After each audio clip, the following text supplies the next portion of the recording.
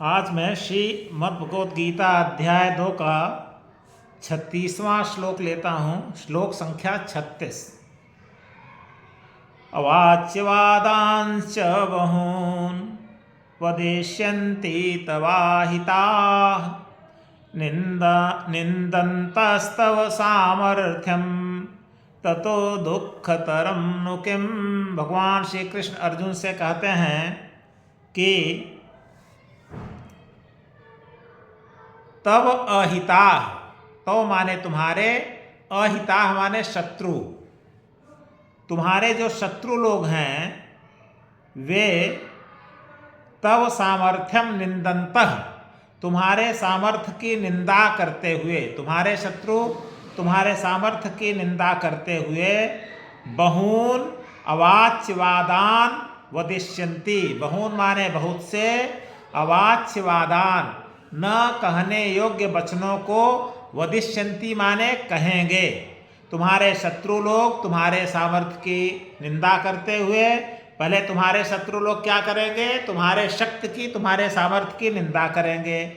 उसके बाद क्या करेंगे, बहुत से न कहने योग्य वचनों को कहेंगे। मतलब इस समय जो नहीं कह सकते हैं तो उनको भी वे कहने लगेंगे। ततो दुख तरम नो किम, तब सोचो कि उससे बढ़कर तुम्हारे लिए दुख क्या होगा। तो कहने का तात्पर्य भगवान श्री कृष्ण कह रहे हैं कि सभी जानते हैं कि तुम सर्वश्रेष्ठ धनुर्धर हो, इस कुरुक्षेत्र के मैदान में आए हो और तुम्हारी इस धनुर्विद्या से, तुम्हारे इस पुरुषार्थ से विपक्ष के जितने भी दुर्योधन, दुःशासन इत्यादि जितने लोग हैं सब मन से एकदम दुखी हैं और मन से भयभीत हैं तुमसे। लेकिन अब जब तुम यह युद्ध नहीं करोगे तो वे क्या कहेंगे, वे यही कहेंगे कि पहले तो बहुत बड़ा धनुर्धर बनता था, जब युद्ध का समय आया तो कायर बन गया, भाग गया। इसका मतलब वो कोई बहुत बड़ा धनुर्धर तुम नहीं थे, ऐसा लोग कहेंगे।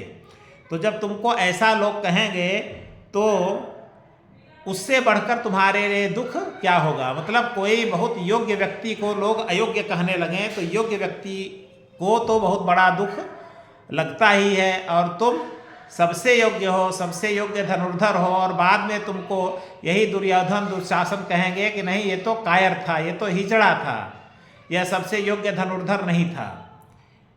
तो तुमको बहुत ही दुख होगा, बहुत ही कष्ट होगा। आज जिस तुम दुख से और जिस कष्ट से तुम सोच रहे हो कि हम युद्ध ही ना करें, तो कल समझ लो इससे भी बड़ा तुमको एक मानसिक कष्ट जीते जी इस धरती पर प्राप्त होगा, जब तुम्हारे जितने शत्रु हैं चारों तरफ ये कहेंगे देखो देखो वो अर्जुन जा रहा है, मुंह दिखाने योग्य नहीं है, और पहले तो ललकार करके मैदान में आया और जब हम लोग आ गए तो जान बचा करके भाग गया। तो इस श्लोक का यही तात्पर्य है